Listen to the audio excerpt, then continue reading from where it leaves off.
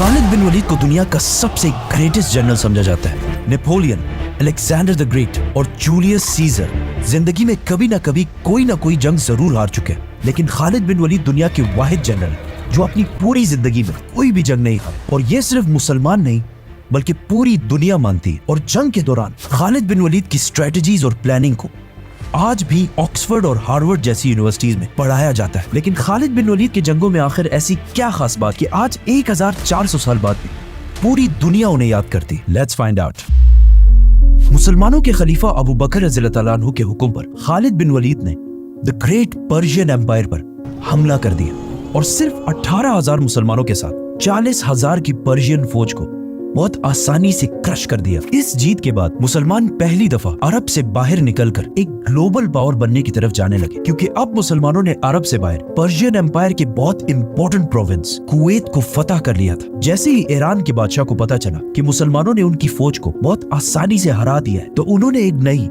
40,000 की फौज खालिद बिन वलीद की तरफ रवाना की। लेकिन खालिद बिन वलीद ने कुवैत फतह करते ही डायरेक्टली अपने स्पाइस जासूसों को पूरे इलाके में फैला दिया था, ताकि हर खतरे का उन्हें पहले से पता चल जाए। ये स्पाइस हर तरफ फैल गए और बहुत दूर जाकर उन्होंने देखा कि पर्शियन एम्पायर की 40,000 की फौज बहुत तेजी से मुसलमानों की तरफ बढ़ रही है। तो खालिद बिन वलीद अपनी सारी फौज लेकर उसी फौज की तरफ कुवैत से बाहर उबुल्ला की तरफ जाने लगे। उबुल्ला कुवैत से बाहर एक इलाके में है जिसे आज के जमाने में इराक कहा जाता है। नाउ एक तरफ मुसलमानों की 17,000 की फौज खड़ी थी और दूसरी तरफ पर्शियन एम्पायर की 40,000 की फौज थी। पर्शियन जनरल सामने आया और खालिद बिन वलीद को चैलेंज किया, लेकिन मुसलमानों की फौज से एक आम सिपाही ने जाकर उसे खत्म कर दिया। अगेन एक बार फिर पर्शिया की फौज का जनरल जंग से पहले ही मारा गया, जिसके बाद दोनों फौजों ने एक दूसरे पर फुल फ्लेज हमला कर दिया और बहुत सख्त जंग शुरू हुई। लेकिन पर्शियन फौज बहुत ज्यादा होने की वजह से आहिस्ता आहिस्ता बहुत सारे मुसलमान शहीद होने लगे, जिसकी वजह से पहली बार खालिद बिन वलीद ने मजबूरन मुसलमानों को जंग से पीछे हटने का हुक्म दिया। और ऐसा लगने लगा कि मुसलमान फाइनली जंग छोड़कर भाग रहे हैं। ये देखकर पर्शियन फौज जीत की खुशी में बहुत तेजी से मुसलमानों का पीछा करने लगी। पर्शियन फौज मुसलमानों के पीछे इतनी तेजी से आई कि इनके फौज के दो लाइन्स एक दूसरे से बहुत दूर हो गए। And if you look closely, मुसलमान बिल्कुल सीधी लाइन में पीछे नहीं आ रहे, बल्कि एक दूसरे से दूर जा रहे हैं। आखिर पर्शियन फौज मुसलमानों का पीछा करते करते एक दूसरे से इतने दूर हो गए कि उनकी आर्मी एक नहीं बल्कि कई छोटे छोटे ग्रुप्स में बट गई और उनकी फौज के दरमियान दो बड़े गैप्स बन गए। और इसी टाइम का खालिद बिन वलीद इंतजार कर रहे थे। एंड नाउ अचानक खालिद बिन वलीद अपने घुड़सवारों को लेकर इन दो गैप्स से आगे बढ़े और पर्शियन फौज के सेंटर को घेर लिया और आहिस्ता आहिस्ता उन्हें क्रश करने लगे। और फिर इसी तरह बाकी फौज को भी क्रश कर दिया। पर्शियन फौज की पिछली लाइन ने देखा कि वो ये जंग हार चुके हैं, तो वो जंग छोड़कर भागने लगे। लेकिन एज वी नो, उनका आर्मर हमेशा बहुत भारी होता था, तो ज्यादा दूर जाने से पहले ही मुसलमान उन तक पहुंच गए और उन्हें भी खत्म कर दिया। और इस तरह पर्शियन एम्पायर की एक और बहुत बड़ी फौज खालिद बिन वलीद ने क्रश कर दी। ये जंग कुवैत से बाहर इराक के अंदर हुई। मतलब अब मुसलमान कुवैत को फतह करने के बाद ईरान के दूसरे बड़े प्रोविंस इराक में एंटर हो चुके थे। अब यहां से आगे बढ़ना थोड़ा मुश्किल था, क्योंकि इराक और मदीना एक दूसरे से बहुत दूर थे और इराक में मुसलमानों की फौज को अपने हेडक्वार्टर मदीना से बार बार कम्युनिकेट करने में बहुत मुश्किल हो रही थी। इसीलिए यहां से आगे बढ़ने से पहले खालिद बिन वलीद ने इसी इलाके को अपना नया हेडक्वार्टर बनाया, क्योंकि इस इलाके में पर्शियंस और अरब दोनों आबाद थे और इन सब का ख्याल था कि मुसलमान इन्हें फतह करने के बाद इनके साथ वही करेंगे जो अब तक दुनिया की बाकी सारी एम्पायर्स करती हैं, मतलब लूट, प्लंडर, रेप। लेकिन खालिद बिन वलीद ने अबू बकर रज़ियल्लाहु तआला अन्हु के हुक्म पर इस इलाके की सारी प्रॉपर्टीज उन्हीं लोगों को वापस कर दी और किसी से भी जबरदस्ती कोई भी चीज नहीं छीनी। और बहुत तेजी से इस इलाके में बहुत सारी अदालतें, कोर्ट्स बनाए और इन कोर्ट्स में जजेस बड़े बड़े सहाबा को बनाए, जिसकी वजह से बहुत तेजी से इस इलाके में पहली बार जस्टिस, इंसाफ कायम होने लगा। इसके बाद खालिद बिन वलीद उनके मार्केट्स और बिजनेस की तरफ आए और सबसे कहा कि बिजनेस उसी तरह जारी रखो जिस तरह इससे पहले था। लेकिन आज के बाद यहाँ सूद कोई भी नहीं लेगा।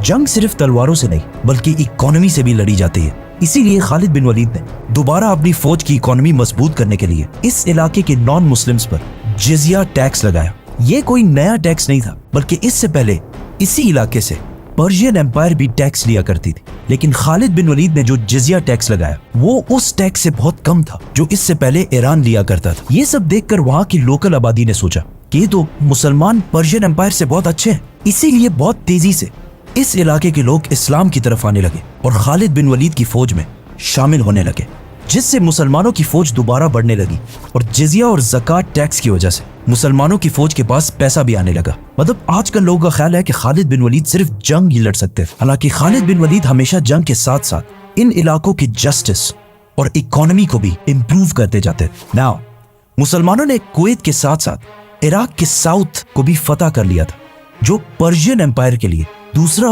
बहुत बड़ा झटका था। जब पर्शियन बादशाह को एक बार फिर खबर मिली कि उनकी एक और फौज मुसलमानों से बुरी तरह हार चुकी है, तो उन्होंने दोबारा अपनी एम्पायर के नॉर्थ और ईस्ट से 2 नई फौजें मुसलमानों की तरफ रवाना की और उन्हें इस जगह वलाजा में एक साथ मिलकर मुसलमानों को खत्म करने का हुक्म दिया।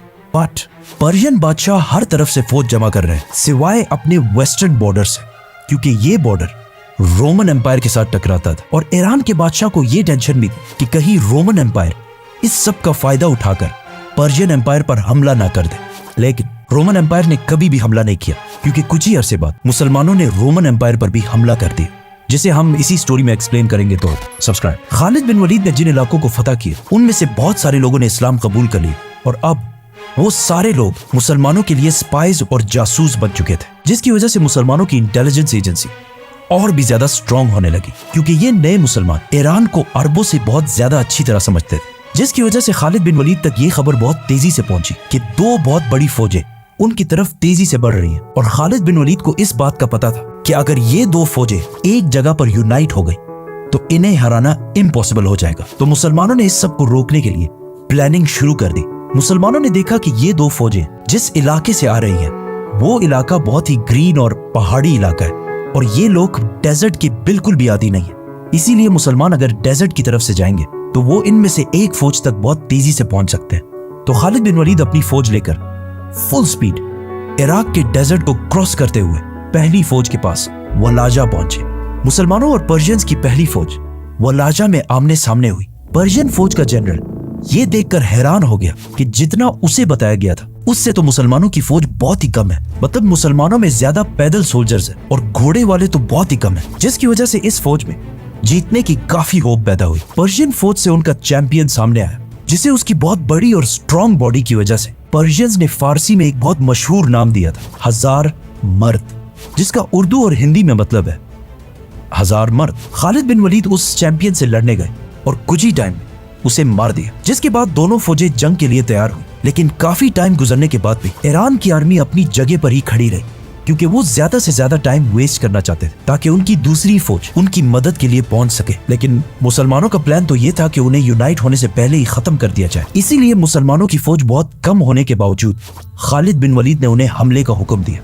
मुसलमानों और पर्शियंस की एक बार फिर बहुत सख्त लड़ाई शुरू हुई और बहुत टाइम गुजरने के बाद भी बिल्कुल समझ नहीं आ रही थी कि कौन जंग जीत रहा है। लेकिन अचानक पर्शियन जनरल ने अपनी फौज के लाइंस को बदला और नए फ्रेश लोगों को सामने कर दिया। अब इनसे दोबारा लड़ने की मुसलमानों के पास बिल्कुल ताकत नहीं थी, जिसकी वजह से दोबारा बहुत सारे मुसलमान आहिस्ता आहिस्ता शहीद होने लगे। और ये सब देखकर आखिर खालिद बिन वलीद ने मुसलमानों को पीछे हटने का हुक्म दिया, जिससे मुसलमान अगेन जंग से आहिस्ता आहिस्ता पीछे हटने लगे। लेकिन आखिर इतना पीछे चले गए कि ये फौज बिल्कुल पहाड़ तक पहुंच गई, जहां से और पीछे जाना इम्पॉसिबल था। और आखिर ईरान की पूरी फौज ने मुसलमानों पर हमला कर दिया। लेकिन अगर आप गौर से इसे देखें तो मुसलमान अगेन एक स्ट्रेट लाइन में पीछे नहीं हट रहे, बल्कि सिर्फ मुसलमानों का सेंटर पीछे हट रहा है और मुसलमानों की लेफ्ट और राइट बिल्कुल मजबूती से अपनी जगह पर खड़े हैं, जिससे आहिस्ता आहिस्ता इस जंग में एक गोल सर्कल बन रहा है, जिसका अब तक पर्शियंस को बिल्कुल भी अंदाजा नहीं था। जैसे ही सर्कल कंप्लीट होने लगा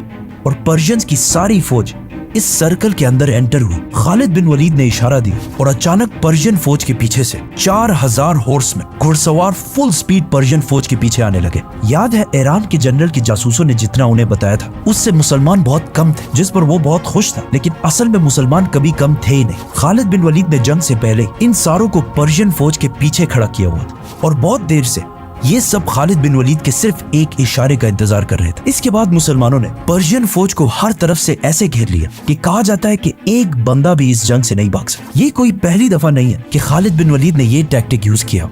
इससे पहले जंग ओहद में इसी तरीके से उन्होंने मुसलमानों को भी हराया था, जिसमें रसूलुल्लाह सल्लल्लाहु अलैहि वसल्लम ने सहाबा को क्लियरली ऑर्डर्स दिए कि इस पहाड़ से नहीं उतरना। लेकिन जीत की खुशी में जब वो पहाड़ से नीचे उतर गए, खालिद बिन वलीद ने पहाड़ के पीछे से हमला कर दिया और पूरे जंग को बिल्कुल बदल दिया। और अब वही टैक्टिक उन्होंने पर्शियंस के खिलाफ भी यूज की। ईरान की इस फौज को हराने के बाद अब मुसलमान पर्शियन एम्पायर के बॉर्डर से निकलकर उनके सेंटर के करीब होने लगे और इसके कुछ ही अरसे बाद अबू बकर रज़ियल्लाहु तआला अन्हु ने ईरान के साथ साथ रोमन एम्पायर पर भी हमले का हुक्म दिया।